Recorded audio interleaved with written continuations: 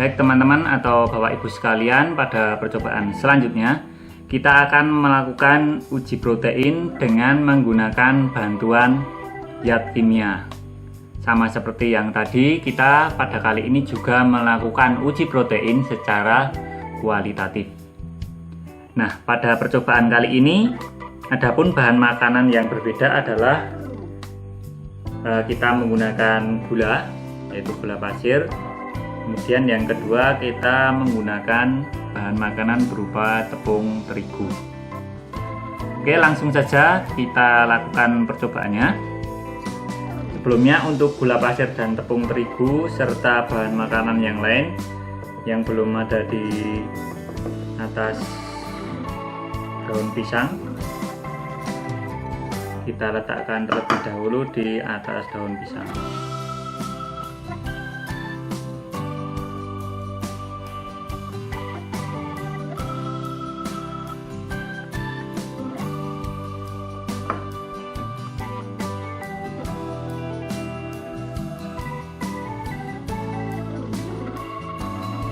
Nah, pada percobaan kali ini, seperti yang telah kita sebutkan tadi, kita akan menggunakan bantuan zat kimia berupa larutan kapur. Kemudian kita juga akan menggunakan zat kimia berupa larutan CuSO4 atau tembaga sulfat. Nah, terlebih dahulu kita akan meneteskan larutan kapur di atas bahan makanan yang telah kita sediakan.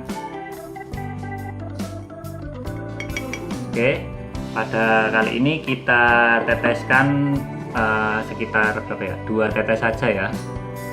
Jadi harus hati-hati, kita hanya menggunakan 2 tetes. 1, kemudian 2.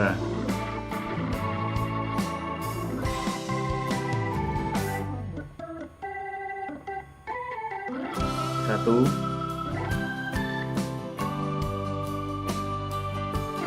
2.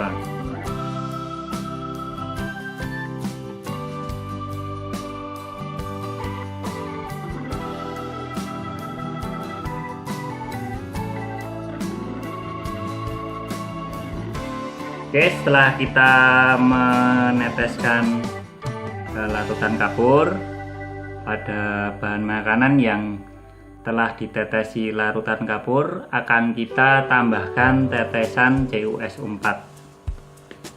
Nah, kemudian kita akan tambahkan larutan CuSO4. Kita juga menggunakan atau menambahkan 2 tetes saja ya Bapak Ibu.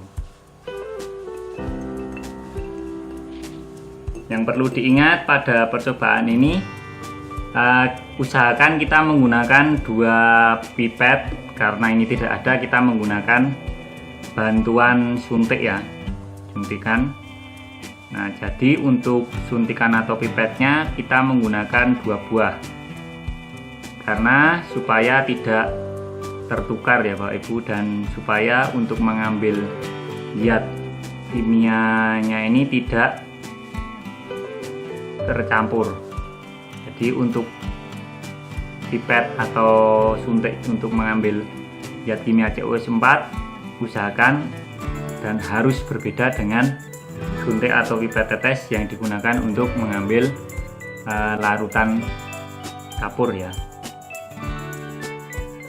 Oke, kemudian kita akan tambahkan 2 tetes juga, dan nanti kita akan mengamati perubahan warna yang terjadi. 1,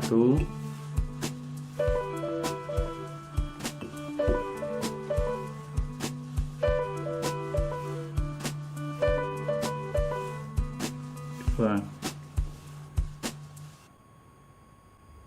1, 2.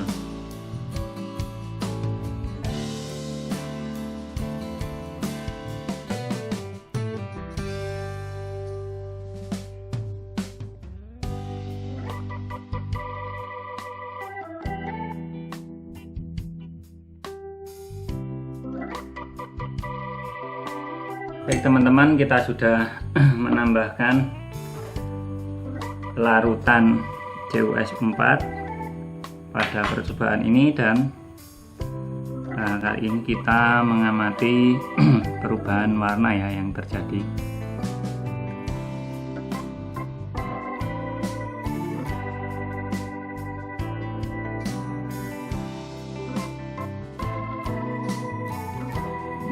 Baik, ternyata perubahan warna yang terjadi sudah mulai nampak ya. Jadi pada bahan makanan berupa ini tempe ya, di sini terlihat warna yaitu hijau bagian tengah ini. Nah, ini terlihat hijau ya, jadi warnanya berubah menjadi hijau. Kemudian pada daging, pada daging, nah ini juga terlihat hijau ya Pak Ibu. Ya, sebenarnya biru kehijauan kalau dilihat tidak dengan menggunakan kamera, biru kehijauan. Terus kemudian yang pada putih telur,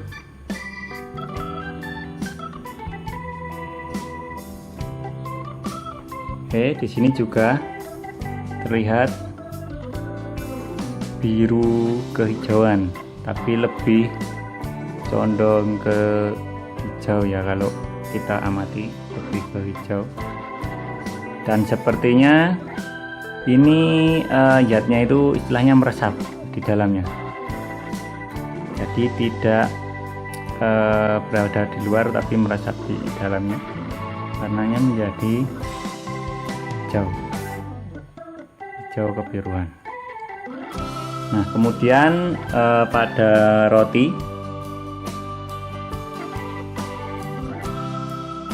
warnanya ternyata tidak ada biru kehijauan ya Bapak Ibu. Pada roti ternyata warnanya tetap sama ya seperti roti, yaitu coklat, tidak ada warna biru kehijauan atau hijau kebiruan. Kemudian pada gula pasir pun sama, di sini warnanya tetap putih. Dan pada tepung terigu ini tadi yang ditetesi ini Bapak Ibu atau teman-teman, nah yang ditetesi adalah ini. Oke, kita akan gunakan alat bantu terlebih dahulu.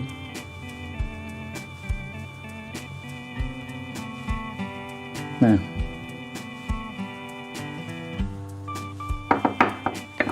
oke, warnanya jadi tetap ya, dia berwarna putih seperti tepung terigu, tidak berwarna biru kehijauan. Nah, jadi dari percobaan ini dapat kita tarik kesimpulan juga ya, karena yang jelas biru kehijauan itu mengandung protein, sehingga untuk bahan makanan berupa tempe, terus potongan ayam, daging ayam, kemudian putih telur, ini merupakan bahan makanan yang mengandung protein. Sedangkan bahan makanan berupa roti, kemudian gula pasir dan tepung terigu, karena tidak berwarna biru kehijauan setelah ditetesi kedua zat kimia tadi, maka untuk bahan makanan ini tidak mengandung protein. Baik teman-teman, demikian percobaan kita kali ini, semoga bermanfaat dan menambah wawasan kita semua. Salam sehat, salam sejahtera, selamat bertemu kembali pada video selanjutnya.